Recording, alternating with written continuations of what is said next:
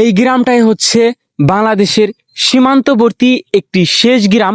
আর এ হচ্ছে border pillar, যেটি দুটি দেশকেই এই সীমান্তবর্তী গ্রামে আসার পরে ব্রিটিশ আমলের একটি টিউবওয়েল। হাতের ডান সাইডে হচ্ছে বাংলাদেশ, বাম সাইডে হচ্ছে ভারত। এই গ্রামটাই হচ্ছে ভারতের শেষ একটি গ্রাম, আর এ হচ্ছে ইন্ডিয়া। স্বাগতম বন্ধুরা, কেমন আছেন সবাই? আজকের ভিডিওতে আমি আপনাদেরকে একটি খোলামেলা সীমান্ত দেখাতে নিয়ে যাচ্ছি। যে সীমান্তটা যাওয়ার জন্য এরকম একটি পুকুর আমাদেরকে পাড়ি দিতে হবে, যেখানে নেই কোনো নৌকার ব্যবস্থা, নেই কোনো মাঝি, তবে রয়েছে একটি ভেলা। যে ভেলা দিয়েই আমরা নিজেরাই রশি টেনে টেনে এই গ্রাম থেকে ওই গ্রামে যাব। ওই গ্রামটাই হচ্ছে বাংলাদেশের শেষ একটি গ্রাম, এবং গ্রামের শেষ প্রান্তই হচ্ছে ভারত সীমান্ত শুরু। এই গ্রাম থেকে ওই গ্রামে যাওয়ার জন্য আমাদেরকে এই ভেলা দিয়ে পাড়ি হতে হবে। এই ভেলার কিন্তু নেই কোনো মাঝি। আজকের ভিডিওতে আমি আপনাদেরকে এমনই একটি সীমান্তবর্তী গ্রাম ঘুরে ঘুরে দেখাবো, যেটি দেখলে আপনারা অবাক হয়ে যাবেন। কারণ এই সীমান্তটাই হচ্ছে খোলামেলা একটি সীমান্ত। এইখানে নেই কোনো কাঁটাতারের বেড়া, তবে রয়েছে ভারত ও বাংলাদেশের দুইটি গ্রাম, যেই গ্রাম বাংলাদেশের 0 পয়েন্ট থেকেই দেখা যায়।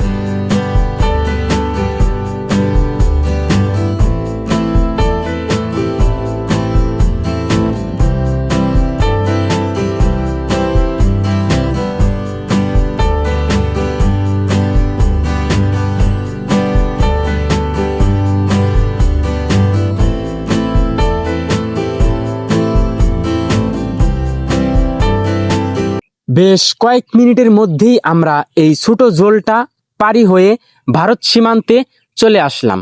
আর এই বাড়িটাই হচ্ছে বাংলাদেশের শেষ একটা বাড়ি। বাড়ির উঠানেই হচ্ছে ভারত সীমান্ত, আর এটি হচ্ছে খোলামেলা সীমান্ত।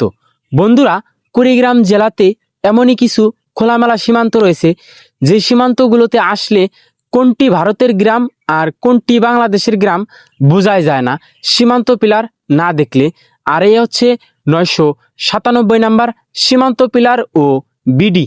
এই গ্রামটাই হচ্ছে বাংলাদেশের সীমান্তবর্তী একটি শেষ গ্রাম, যেই গ্রাম থেকে আমি আপনাদেরকে ভারতের গ্রামটা দেখানোর চেষ্টা করব এখন। এ হচ্ছে বিডি, যেটি দুটি দেশকেই ভাগাভাগি করে দিয়েছে। আর পিলারের এই পাশেই হচ্ছে ইন্ডিয়া। এই গ্রামটাই হচ্ছে কিন্তু বাংলাদেশের শেষ একটি গ্রাম। আর এই গ্রামের মানুষগুলো সবসময়ই এই ভারতের গ্রামের মানুষদের সাথে কথাবার্তা বলে। আর এই হচ্ছে ইন্ডিয়া। আমি যদি আপনাদেরকে এই দিকে একটু দেখাই, আপনারা দেখতে পারবেন ভারতের খোলামেলা বাড়ি। অর্থাৎ আপনারা জানেন কাঁটাতারের বেড়ার 150 গজ বাহিরে এই সীমান্ত পিলারগুলো অবস্থিত থাকে। এখানে নেই কোনো কাঁটাতারের বেড়া, তবে রয়েছে শুধু সীমান্ত পিলার, যেটি দুটি দেশকে 1947 সালেই ভাগাভাগি করে দিয়েছে।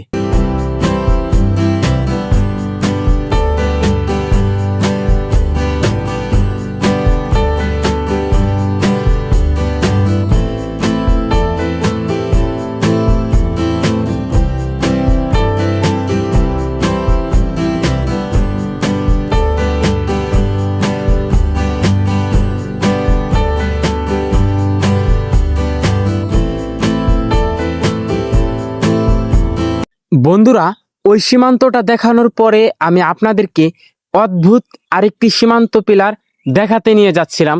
যে সীমান্তগুলো কুড়িগ্রাম জেলাতে বেশি দেখাই যায় না। হঠাৎ অল্প কয়েকটি সীমান্ত পিলার রয়েছে এরকম।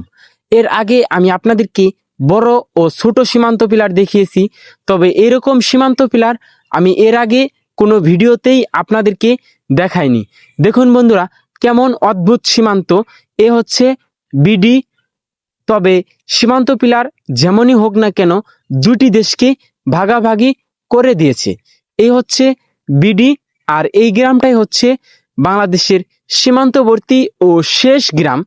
যে গ্রামের শেষ প্রান্ত থেকেই হচ্ছে ভারতের সীমান্ত পিলার ও ভারতের গ্রাম শুরু।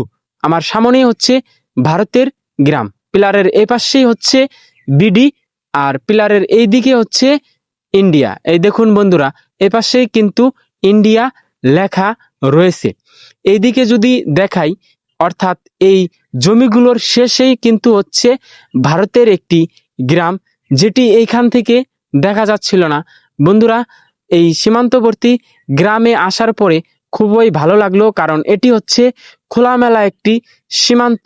আমার এক পাশে হচ্ছে ভারত আর আরেক পাশে হচ্ছে বাংলাদেশ।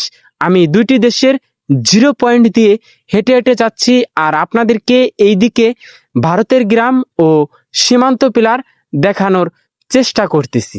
এরকমই খোলামেলা সীমান্ত রয়েছে কুড়িগ্রাম জেলাতে, আর এ হচ্ছে জিরো পয়েন্ট। দুইটি গ্রাম কিন্তু একই দেখতে, কিন্তু ভাগাভাগি করে দিয়েছে এই সীমান্ত পিলারটা।